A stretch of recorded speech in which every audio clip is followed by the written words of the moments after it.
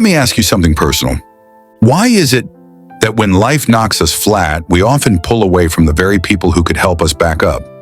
Think about it. When was the last time you went through something heavy? Maybe it was losing a job you'd given years of your life to. Maybe it was saying goodbye to someone you loved.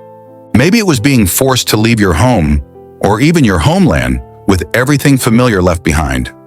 Did you reach out, or did you retreat into yourself? If you're honest, maybe you've done what many of us do, built a wall of silence, a wall of pride, a wall of I'm fine. But here's the paradox: isolation feels safe at first, almost comforting. Yet over time, it becomes a prison we build for ourselves. There's an old piece of wisdom that says, when someone isolates themselves, they rage against sound judgment. In other words, shutting yourself away doesn't make the pain smaller, it usually makes it heavier. So why do we do this? Why do we push people away when we need them most? Some of us think no one will understand. Some are terrified of being judged or pitied. Some carry pride, I don't want to look weak. And others have been hurt before. They reached for support and got burned. If you've ever thought, I don't want to be a burden, you're not alone. But let me gently say this. Thinking you're a burden often comes from underestimating the people who truly care. Before I share 4 powerful stories that might feel close to your own, let me pause here. If reflections like this resonate with you, I'd love to invite you to subscribe to A Story Behind Words. It's a space where we take the raw moments of life, the painful, the hopeful, the in-between, and turn them into stories that help us feel less alone. And maybe right now, before diving deeper, take just a few seconds to breathe. Relax your shoulders. Slow down from the rush of the day. Give yourself permission to simply be here. Because sometimes, the best way to heal is to pause long enough to feel. If you've been listening to my story, you may remember Mara, a quiet woman in her 30s, practical and self-reliant. People saw her as steady, grounded, the kind of person who could carry herself through anything. So when her job suddenly ended, she told herself, I can manage this. Her personality leaned toward independence, but that very independence became her trap. At first, she kept busy. She told herself she'd polish her resume, send out applications, stay productive. But at night, the silence grew heavier. The walls felt closer. Her thoughts spun in circles. Still, she told no one. Not her friends, not her sister. Because in her mind, saying it out loud would make it real, and she wasn't ready to feel like a failure.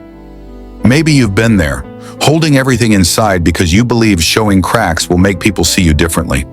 But one evening, her friend Lena knocked on her door and said, You've been too quiet. That's not you. And in that moment, the mask cracked.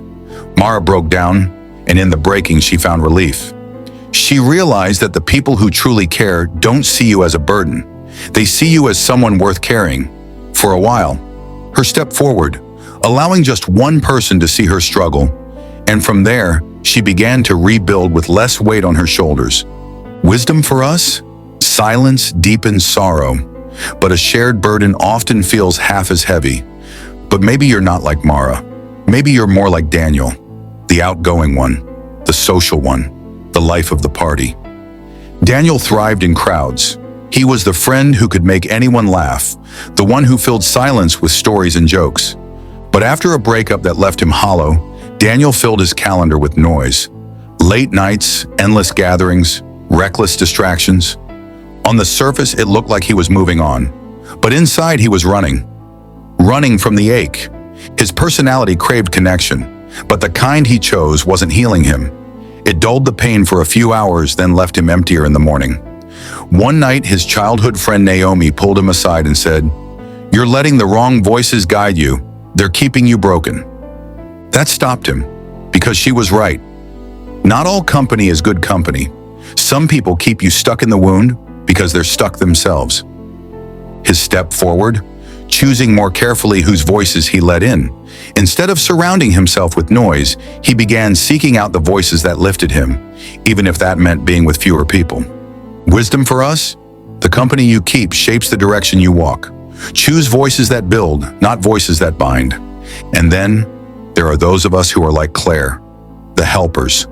the ones who find it easy to give, but almost impossible to receive.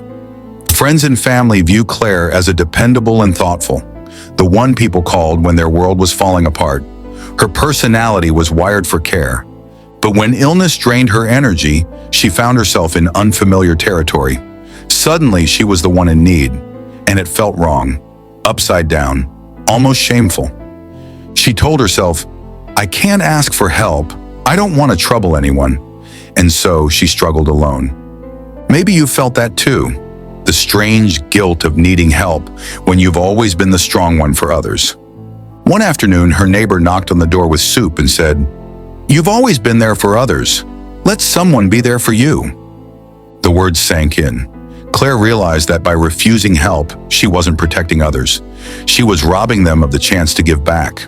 Her step forward, allowing herself to receive.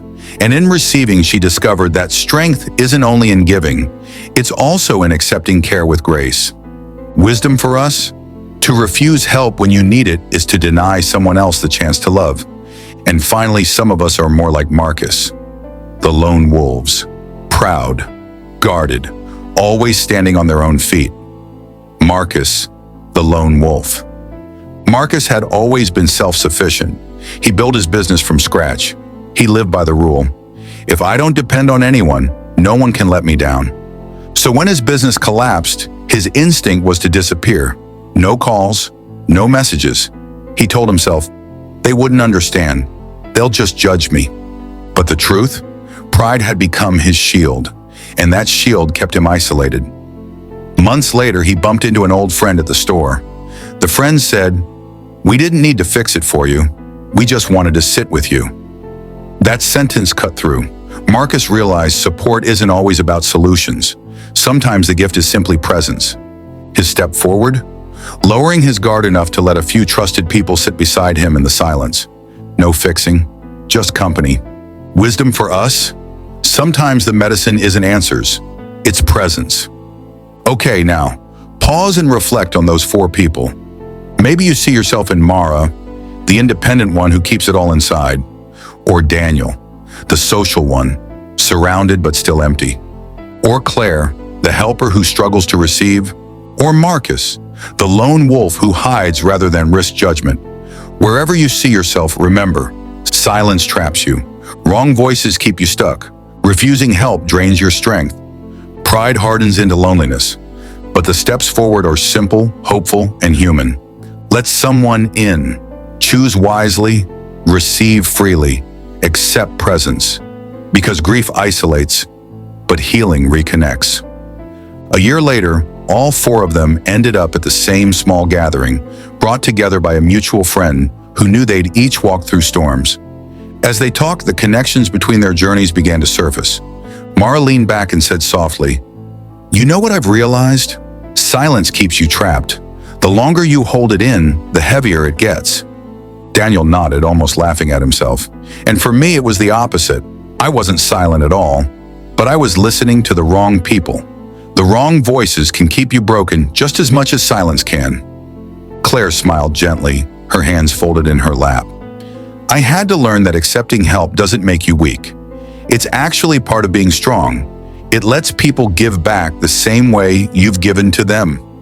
Marcus, quiet as ever, finally spoke. And sometimes you don't need advice or fixing.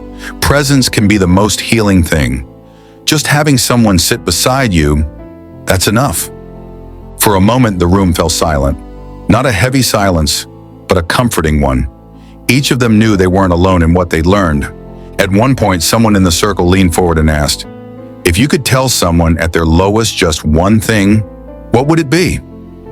Mara was the first to speak. She paused, choosing her words carefully. "Don't wait until you break," she said softly. "Let someone in sooner, even just a little, before the walls close in."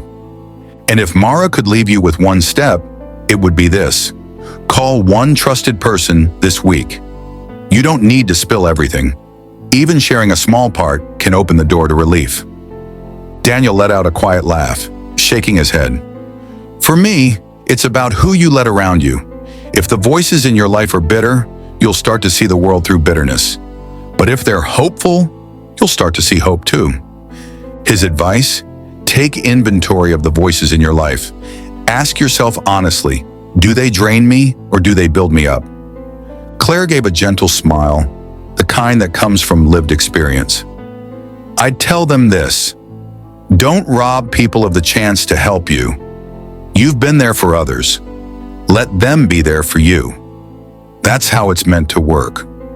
Her step forward was simple but powerful. The next time someone offers to help, say yes, even if it feels uncomfortable, especially if it feels uncomfortable. Marcus had been quiet the whole time listening. Finally, in his steady voice, he said, sometimes the medicine isn't in fixing. It's just in letting someone sit with you. No words, no advice, just presence. And if Marcus could leave you with one step, it would be this: invite someone simply to be with you. No agenda, no fixing, just company. For a moment, the group fell into silence. But it wasn't the heavy kind. It was a silence of understanding. The kind where everyone realizes they're not as alone as they once thought. And now, let me bring this back to you. Maybe you're not at rock bottom right now, but life has a way of giving us seasons we didn't ask for. When that day comes, and it will for all of us, remember this: isolation might feel like control, but it slowly feeds despair. The right people won't just distract you, they'll help you rebuild. And the wrong people? They'll keep you circling around the pain. There's an old piece of wisdom that says, two are better than one. If one falls, the other can lift them up. That's simply human truth. So let me ask you, who's your one? Not a crowd, not a follower list, not social media, just one person. Who could you let in? Even a little. Maybe it's a friend, maybe a sibling, maybe a neighbor, or maybe if family doesn't feel safe, it's a counselor or a support group. Because healing doesn't always come from fixing the problem. Sometimes it comes from not facing it alone. So I'll leave you with this. If you're like Mara, drop the mask. If you're like Daniel, pay attention to the voices shaping you. If you're like Claire, let others give back to you. And if you're like Marcus, risk letting someone sit with you in the silence. Why? Because no one gets through their lowest point alone, and you don't have to either. If this story spoke to you, I'd love to invite you again to subscribe to A Story Behind Words. This channel is about walking through life's struggles together, finding strength in story and courage in connection. And before you rush off into the rest of your day, give yourself one more gift: a pause. Maybe step outside and feel the evening air on your skin. Maybe sit quietly with a warm cup of tea, or maybe just close your eyes and breathe. Because after all the rushing, all the noise, all the demands of the world, you deserve a moment to simply be. And sometimes that moment of stillness is the first step back to hope.